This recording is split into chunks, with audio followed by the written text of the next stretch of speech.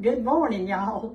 Today is Sunday, and I am going to do a pot roast for lunch. So I wanted to walk you through it. I'm sure that all of you already know how to do it, but since I was doing a pot roast today, I would just let you see what I do. All right, here's my little roast. It's a little chuck roast. I'm going to put some pepper on it, and I'm going to put a little salt on it, and I'm going to flip it over and do the other side. This is a quick little thing to do for Sunday. All right, there we go. Now the next thing we're going to do is we're going to flour it. So I've got me a pan of flour right here. You can stay right there, Banks. That'll be good. They can watch me. And I'm going to put flour on all sides. I'm just going to put it in like that and make sure that flour is all over everything. And you know when you do a little pot roast, if you flour it and then fry it on each side, it holds in those good natural juices and everything. So I'm going to put it in my pan here. And I'm going to let it fry just a few minutes and get some good brown on it. I'm going to turn it down a little bit. I had it kind of hot, but we're going to turn it down just a few minutes. And y'all watch that while I go wash my hands.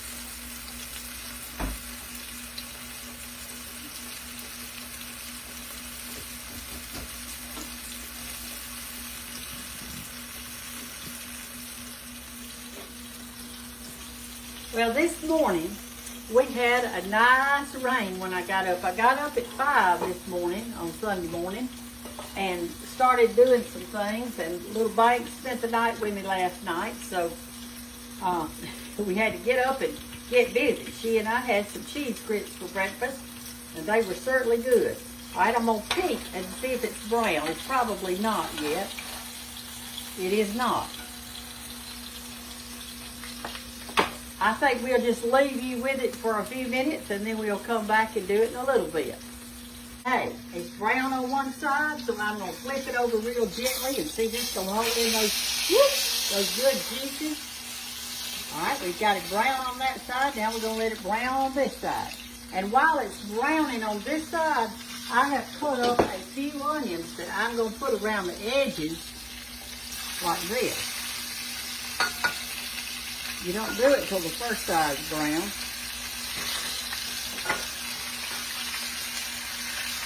Let those start kind of sauteing a little bit in that oil. That'll be good. Okay? Now we're just going to let it do on that side a while. I'll see you in a few minutes. Okay. Hey, y'all, I meant to tell you a while ago on that last time that I did the other side, I put a top on it, and that's because the onions were in there, and I wanted to kind of smother fry them a little bit, see? All right, come over here and look. I'm going to take the meat off right now. All right, and what I'm going to do is take this meat up because it's fried kind of on the other side. Yep, it looks good. And I'm going to put it over here out of the way for just a minute. Now that sealed all those juices inside it. Now look in this pan over here.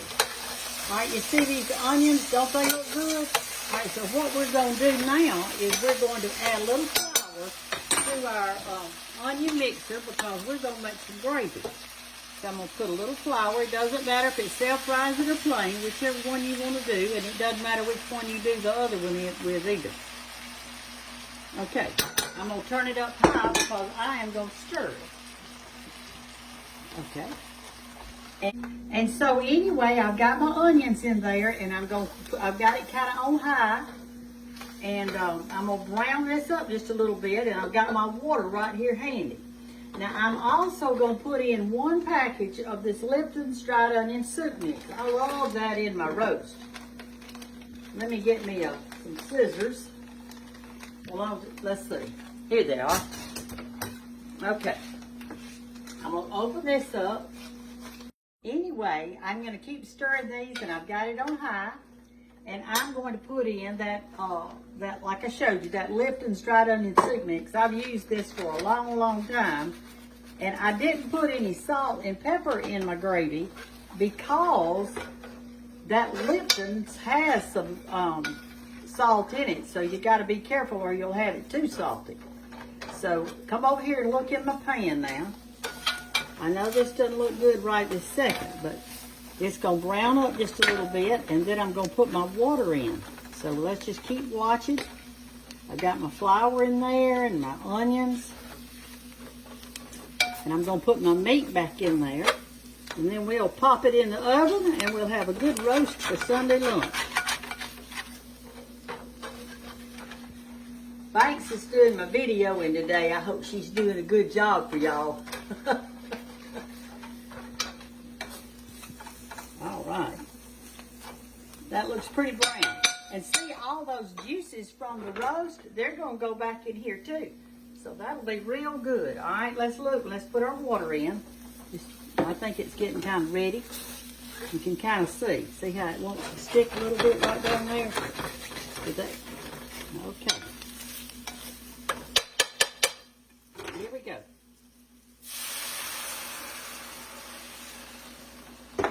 Get that stirred up a little bit. All right. It's going to be good today. Good pot roast with gravy and sauteed onions in it. Okay, I'm going to put in one more thing of water. And the reason I'm going to do that is because this will cook down. And I want to make sure that there's plenty of water in it before I put it in the oven.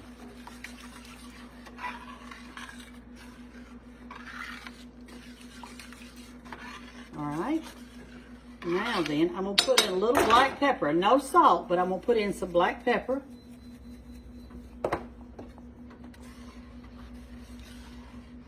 Alright, and then I'm going to slide my roast gently back in that gravy.